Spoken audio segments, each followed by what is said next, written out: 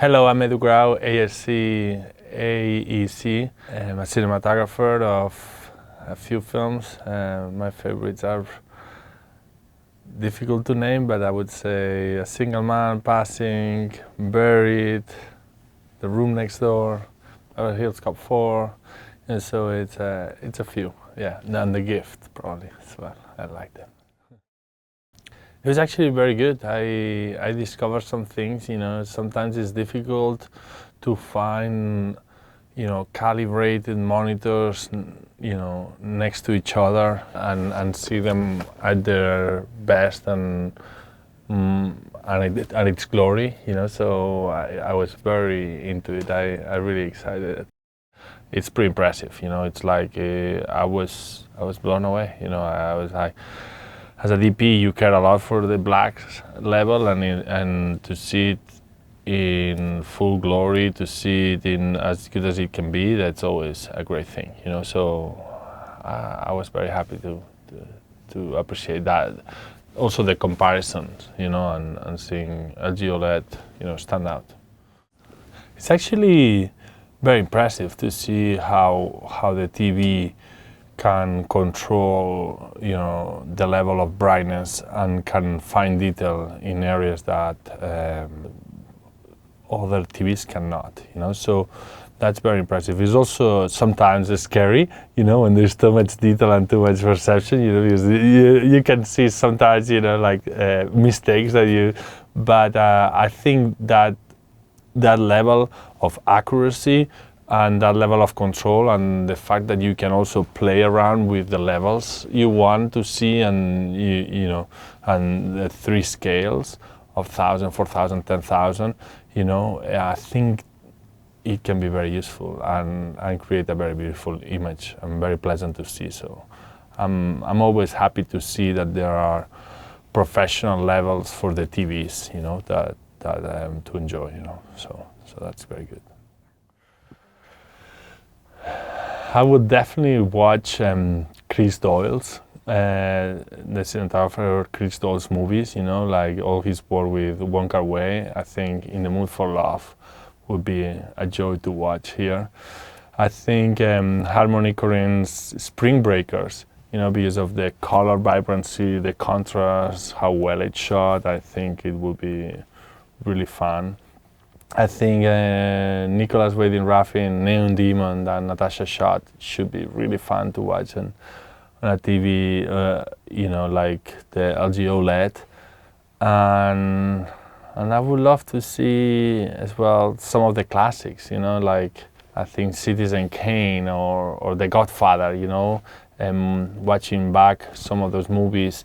I think it's important as well to, when a TV resists the watching of a movie that you've seen so many times and you know it so well, it's actually very, very exhilarating to see. It makes you very happy to see a classic again in a great new TV as the LG OLED. I think the most important is to watch it in a dark space as much as possible. That's the biggest setting you can do in any TV. But I think if you can go into the settings and make it as natural looking as possible, not overdo the color saturation, the contrast, it's good to, if you can control the level of the mapping and also, just look for as good of black as you can.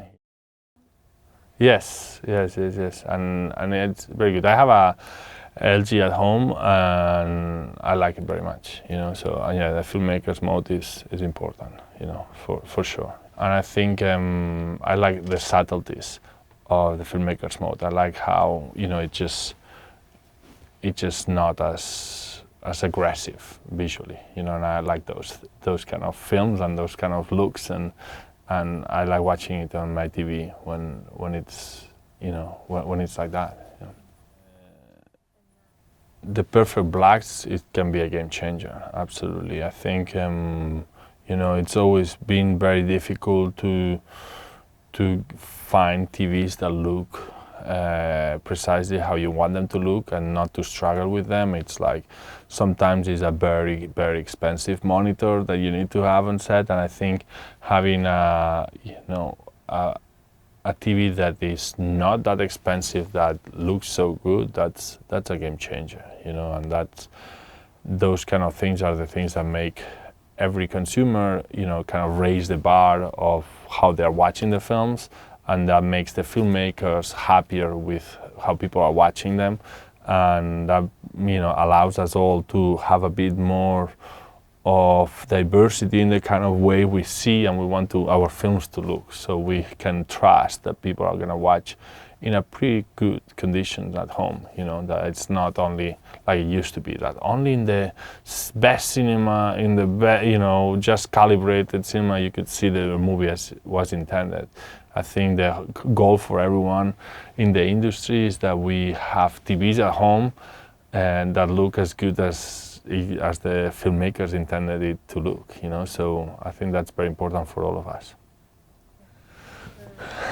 I think it's, you know, I think that obviously color doesn't play, you know, so it's basically, you know, the black level, the white level, and the contrast within, you know. So I think that's very important, but I also care about the texture that it shows, you know.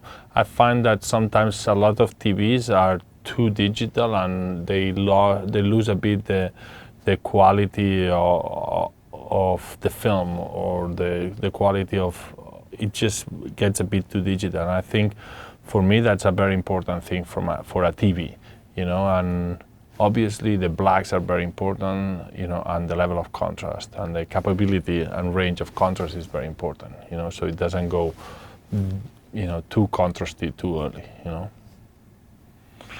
I think I like the scenes where, you know, there's, you know, Tessa Thompson's character is silhouetted again in her kitchen. When, you know, when there are like, it's very bright outside, quite dark inside, and, you know, the light doesn't get through as much. I like that a lot. And I also like the beginning of the film, that it's very, very bright and very, you know, kind of, there's almost no, you know, dark spots. It's all very on a level of exposure that is like very bright for my standards and for anyone's standards, but I thought that was kind of interesting of the film, because at the end of the day the film is trying to tell the story with light and darkness, you know, and with brightness and dark, and I think that contrast and that play of light and shadows is what tells the story, you know, one of the points of we tell the story with. So it's a joy as a cinematographer when you can tell the story with images and with light and darkness and no color, you know. So. Actually, we're looking for a color scheme based on those old magazine covers of the 60s and 70s, you know, that they had kind of this faded color, very saturated but faded, with a lot of grain.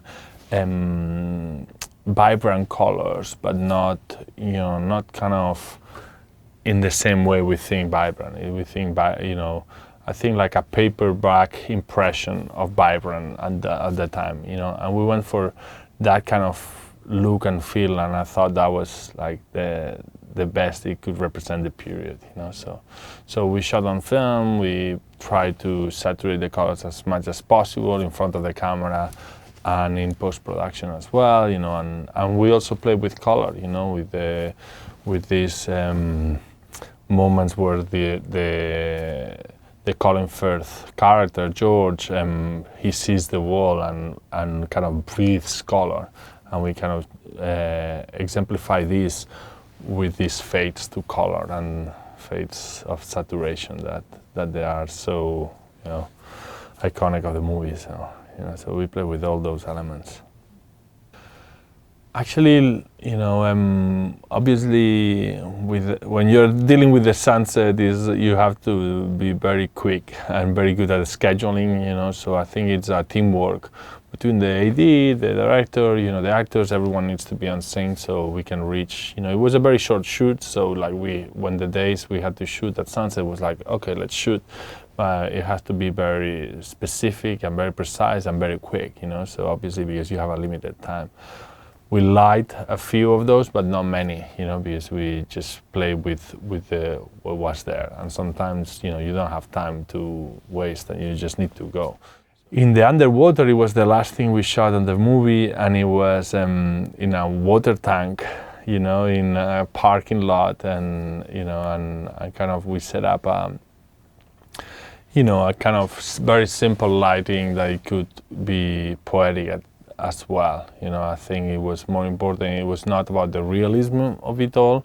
It was also about creating a feeling and an emotional reaction to those images, more than creating it to be real. You know, we wanted to live in a space that is Tom Ford creates. You know, a space and time. You know, for the movie. So that's what we're living for. You know, like we're not trying to do exactly what it will look like for real, but it's just trying to create something that stays in people's mind, and for us that was important. You know? I think I like the dance with Julianne Moore a lot because it's a scene that has the joy of life. It has Julianne and Colin at their, you know, kind of being very exuberant, very fun, very great to be with, and very. I just like the vibe of that scene, and you know how the camera goes handheld and dances with them, and it feels like a bit like alive, and you know I think you know the movie needed that kind of breathing and you know and that kind of joy. So I think that joy is very well told, and that's in, and I like that one a lot. I'm actually very impressed with the setup and what I've seen, and you know, and where things are going in the TV world. So it's great to see that LG stays on top of the market and keep pushing everyone to make it better, because I think that's what will make everyone be better, you know. And so if the top brand in the market pushes it and makes it better, you know, everyone, you know, has to follow, because everyone needs to raise their game, and I think that's good for everyone, you know.